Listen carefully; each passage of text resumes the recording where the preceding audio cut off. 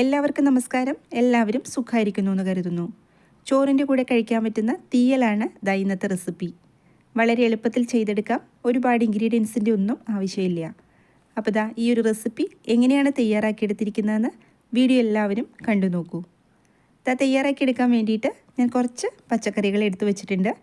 പച്ചക്കറികൾ ഏതായാലും നമുക്ക് ഈ കറി തയ്യാറാക്കിയെടുക്കാം കേട്ടോ. ഇപ്പം ഞാനൊരു പടവലങ്ങ എടുത്തിട്ടുണ്ട്, മുരിങ്ങക്കായ, പിന്നെ ഒരു പപ്പായ എടുത്തിട്ടുണ്ട്, ഒരു കഷ്ണം ചേന, തക്കാളി, 2 വഴുതനങ്ങ എടുത്തിട്ടുണ്ട്, പിന്നെ ഒരു ഉരുളൻകിഴങ്ങും എടുത്തിട്ടുണ്ട്. അപ്പോൾ നമ്മൾക്ക് വീട്ടിൽ ബാക്കി വന്ന കഷ്ണങ്ങളൊക്കെ ഉണ്ടെങ്കിൽ അതൊക്കെ വെച്ചിട്ടും ഈ ഒരു കറി തയ്യാറാക്കിയെടുക്കാവുന്നതാണ്. അപ്പോൾ പടവലങ്ങയൊന്നും ഞാൻ മുഴുവനായിട്ട് എടുക്കുന്നില്ല, ഇതിൻ്റെ പകുതി എടുക്കുന്നുള്ളൂ. ഇനി ഇതിൻ്റെ തൊണ്ടയ്ക്ക് ഒന്ന് നന്നായിട്ട് കളഞ്ഞിട്ട് കഴുകിയെടുത്തുകൊണ്ട് വരാം. അപ്പോൾ ഞാനിതിൻ്റെ തൊണ്ടൊക്കെ ഒന്ന് കളഞ്ഞ് നന്നായിട്ട് കഷ്ണങ്ങളൊക്കെ കഴുകിയെടുത്തിട്ടുണ്ട്. ഇനി ഈ ഒരു പച്ചക്കറികളെല്ലാം നമുക്കൊന്ന് അരിഞ്ഞെടുക്കണം. അപ്പോൾ ഞാൻ അരിഞ്ഞിടാൻ വേണ്ടിയിട്ട് ഒരു മൺചട്ടി എടുത്ത് വെച്ചിട്ടുണ്ട്. അപ്പോൾ ഇന്ന് നമ്മൾ കറി തയ്യാറാക്കുന്നത് മൺചട്ടിക്കകത്താണ്. കുക്കറിലും ഇത് തയ്യാറാക്കിയെടുക്കാം കേട്ടോ. ഇനി നമ്മൾക്ക് കഷ്ണങ്ങളെല്ലാം ഇതിനകത്തേക്കൊന്ന് അരിഞ്ഞിടണം. സാധാരണ നമ്മൾ തീയൽ തയ്യാറാക്കിയെടുക്കുമ്പോൾ നീളത്തിലാണ് അരിഞ്ഞെടുക്കാറുള്ളത്. അത് മാത്രമല്ല, ഒരുപാട് കഷ്ണങ്ങൾ ഉപയോഗിച്ചിട്ട് നമ്മൾ സാധാരണ തീയൽ തയ്യാറാക്കിയെടുക്കാറില്ല അല്ലേ. 1-2 കഷ്ണങ്ങളൊക്കെയാണ് ഉപയോഗിക്കാറുള്ളൂ. പക്ഷേ ഇന്നത്തെ തീയൽ അതാണ് ഞാൻ പറഞ്ഞത്, കുറച്ച് വ്യത്യസ്ത രീതിയിലാണ് തയ്യാറാക്കിയെടുക്കുന്നത്. ഏത് കഷ്ണം വെച്ചിട്ട് നമുക്ക് ഇത് തയ്യാറാക്കിയെടുക്കാം. അതുപോലെ തന്നെ തീരെ കനം കുറഞ്ഞൊന്നും അരിഞ്ഞെടുക്കേണ്ട ആവശ്യമില്ല. ഈ ഒരു കനത്തിൽ തന്നെ നമുക്ക് കഷ്ണങ്ങളെല്ലാം നുറുക്കിയെടുക്കാം. ഈ സമയത്ത് നമ്മുടെ വീഡിയോ കണ്ടുകൊണ്ടിരിക്കുമ്പം സബ്സ്ക്രൈബ് ചെയ്യാതെ കാണുന്നവരുണ്ടെങ്കിൽ ഒന്ന് സബ്സ്ക്രൈബ് ചെയ്ത് സപ്പോർട്ട് ചെയ്യണേ. ഒരു പച്ചമുളക് ഞാൻ ചേർത്ത് കൊടുക്കുന്നുണ്ട്. അപ്പോൾ നല്ല എരിവുള്ള പച്ചമുളക് ആയതുകൊണ്ട് ഒരെണ്ണേ ഞാൻ എടുത്തിട്ടുള്ളൂ. 1/2 ടീസ്പൂൺ മഞ്ഞൾപ്പൊടി ചേർത്ത് കൊടുത്തിട്ടുണ്ട്.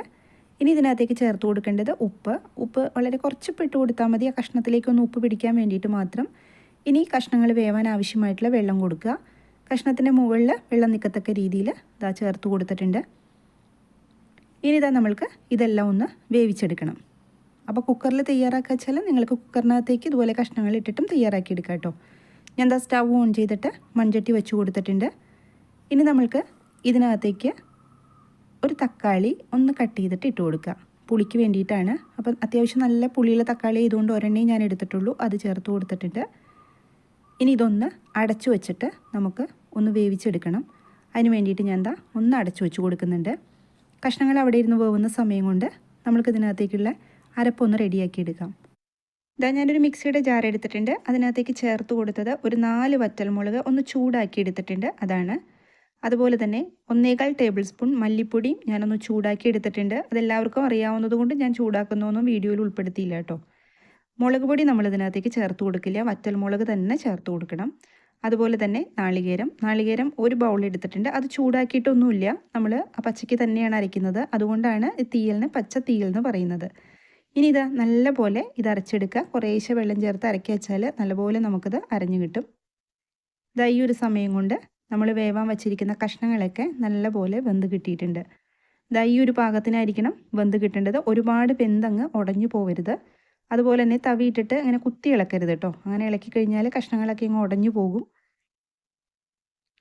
ഈ ഒരു സമയത്ത് നമ്മൾ ഇതിനകത്തേക്ക് ചേർത്ത് കൊടുക്കേണ്ടത് അല്പം പുളിവെള്ളമാണ്. ഇതിപ്പോൾ ഞാൻ എടുത്തിരിക്കുന്നത് വാളംപുളിയാണ്. അപ്പോൾ നമ്മൾ തക്കാളി ചേർത്തത് കൊണ്ട് തക്കാളിയുടെ പുളിയൊക്കെ നോക്കിയിട്ട് വാളംപുളി ചേർത്ത് കൊടുക്കുക. അതും കൂടെ ചേർത്തിട്ട് ഇനി നല്ലപോലെ ഒന്ന് തിളപ്പിച്ചെടുക്കണം. അപ്പോൾ വാളംപുളി ചേർത്തിട്ട് ഇനി നമ്മൾ തവിയിട്ടൊന്നും ഇളക്കുകയൊന്നും വേണ്ട. ഒന്ന് അടച്ചു വെച്ച് കൊടുക്കുന്നുണ്ട്. ഒരു 3-4 മിനിറ്റെങ്കിലും നല്ലപോലെ തിളപ്പിച്ചെടുക്കണം. എങ്കിൽ മാത്രമാണ് കഷ്ണത്തിലേക്ക് പുളി നന്നായിട്ട് പിടിക്കുകയുള്ളൂ. ഒരു 4 മിനിറ്റ് കഴിഞ്ഞിട്ടുണ്ട്. നല്ലപോലെ തിളച്ച് കിട്ടിയിട്ടുണ്ട്. അതുപോലെ നമ്മുടെ കഷ്ണത്തിലേക്കൊക്കെ പുളി നല്ലപോലെ പിടിച്ചിട്ടുണ്ട്. കഷ്ണം വേവാൻ വയ്ക്കുന്ന സമയത്ത് നമ്മൾ ഉപ്പ് ചേർത്ത് കൊടുത്തിട്ടുണ്ടായിരുന്നു. അപ്പോൾ ഈ ഒരു സമയത്തൊന്ന് നോക്കുക, ഉപ്പില്ലെങ്കിൽ ചേർത്ത് കൊടുക്കുക. അപ്പോൾ ഞാൻ നോക്കിയപ്പം ഉപ്പൊക്കെ കറക്റ്റ് പാകമായിരുന്നു. ഇനി അരച്ചുകൊണ്ട് വന്നിരിക്കുന്ന അരപ്പ് ചേർത്ത് കൊടുക്കുക. തീയലിന് നമ്മൾ അരച്ചെടുക്കുമ്പം നല്ലപോലെ അരച്ചെടുക്കണം കേട്ടോ. അതും കൂടെ ചേർത്ത് കൊടുത്തിട്ട് ഒന്ന് നല്ലപോലെ ഇളക്കി യോജിപ്പിച്ച് കൊടുക്കുക. ഈ സമയത്ത് ബെല്ലൈക്കൺ ഒന്ന് പ്രസ് ചെയ്തിട്ട് ഓൾ എന്ന ഓപ്ഷൻ എനേബിൾ ചെയ്ത് വെക്കണേ. അപ്പോഴാണ് ഞാനിടുന്ന വീഡിയോസിൻ്റെ എല്ലാം നോട്ടിഫിക്കേഷൻ കിട്ടുള്ളൂ. നമ്മുടെ ചാനലിൽ ഇതുപോലുള്ള നാടൻ റെസിപ്പീസ് ഞാൻ ഒരുപാട് അപ്ലോഡ് ചെയ്യുന്നുണ്ട്. കാണാത്തവരൊക്കെ ഉണ്ടെങ്കിൽ കണ്ടു നോക്കൂ കേട്ടോ. ഇനി ഇതിനകത്തേക്ക് കുറച്ചും കൂടി ഒന്ന് വെള്ളം ചേർത്ത് കൊടുക്കുക. അപ്പോൾ മിക്സിയുടെ ജാറിനകത്തേക്ക് തിളപ്പിച്ചാറിയ വെള്ളം ചേർത്തിട്ടാണ് ഞാൻ ചേർത്ത് കൊടുത്തിരിക്കുന്നത്. കുറച്ചും കൂടിയൊക്കെ ചാറോടുകൂടി കറി കഴിക്കണമെന്നുണ്ടെങ്കിൽ അല്പം കൂടി വെള്ളം നിങ്ങൾക്ക് ചേർത്ത് കൊടുക്കാം.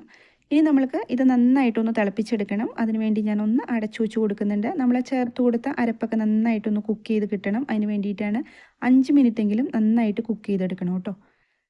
ഇതാ ഒരു 5 മിനിറ്റ് കഴിഞ്ഞിട്ടുണ്ട്. ഇതാ ഈ ഒരു സമയത്ത് നമ്മുടെ കറിയൊക്കെ നല്ലപോലെ പാകമായി കിട്ടിയിട്ടുണ്ട്. നാളികേരം വറുത്തരയ്ക്കാതെ എന്നാൽ സാധാരണ നമ്മൾ തയ്യാറാക്കിയെടുക്കുന്ന തീയലിൻ്റെ അതേ സ്വാദോടുകൂടി ചെയ്തെടുക്കുന്ന വളരെ രുചികരമായിട്ടുള്ള ഒരു റെസിപ്പിയാണ് കേട്ടോ ഇത്. ഈ ഒരു സമയത്ത് ഞാൻ സ്റ്റൗ ഓഫ് ചെയ്ത് കൊടുത്തിട്ടുണ്ട്. ഇനി ഇതിനകത്തേക്ക് വറുത്തിടുന്ന സമയത്ത് നമ്മൾ ഒരു പൊടിയും കൂടി ചേർത്ത് കൊടുക്കണം. കറിക്കൊന്നും കൂടി ടേസ്റ്റും അതുപോലെ തന്നെ നല്ല വാസനയൊക്കെ കിട്ടാൻ വേണ്ടിയിട്ടാണ്. അപ്പോൾ നിങ്ങൾക്ക് കുറച്ചും കൂടി ഒന്ന് വറ്റിച്ചെടുക്കണമെങ്കിൽ കുറച്ച് നേരം കൂടി ഒന്ന് കുക്ക് ചെയ്തെടുക്കാം. ഞാനിതൊന്ന് മാറ്റി കൊടുക്കുന്നുണ്ട് സ്റ്റൗവിൽ നിന്ന്. എന്നിട്ട് ഇതാ ഒരു പാൻ വെച്ച് കൊടുത്തിട്ടുണ്ട്. കുറച്ച് വെളിച്ചെണ്ണയും അതുപോലെ തന്നെ 1/4 ടീസ്പൂൺ കടുക് ചേർത്ത് കൊടുത്തിട്ടുണ്ട്. അതിനകത്തേക്ക് കുറച്ച് വറ്റൽമുളകും കുറച്ച് കറിവേപ്പിലയും കൂടി ചേർത്ത് കൊടുക്കുന്നുണ്ട്. ഇനി ഇതിനകത്തേക്ക് നമ്മുടെ കറിക്ക് ടേസ്റ്റും അതുപോലെ തന്നെ വാസനയൊക്കെ ഒന്നും കൂടി കൂട്ടാൻ വേണ്ടിയിട്ട് കുറച്ച് ഉലുവാപ്പൊടിയും കൂടി ചേർത്ത് കൊടുക്കുക. ഉലുവാപ്പൊടി കൂടിപ്പോവരുത്. കൂടിപ്പോയി കഴിഞ്ഞാൽ നമ്മുടെ കറിക്ക് കുറച്ച് കയ്പ്പരസം വരും. ഒന്ന് മൂപ്പിച്ചെടുക്കുക. ഞാൻ ഈ സമയത്ത് സ്റ്റൗ ഓഫ് ചെയ്ത് കൊടുത്തിട്ടുണ്ട്. ഇനി നമ്മുടെ കറിയുടെ മുകളിലേക്ക് ഇതൊന്ന് ഒഴിച്ചു കൊടുക്കുക.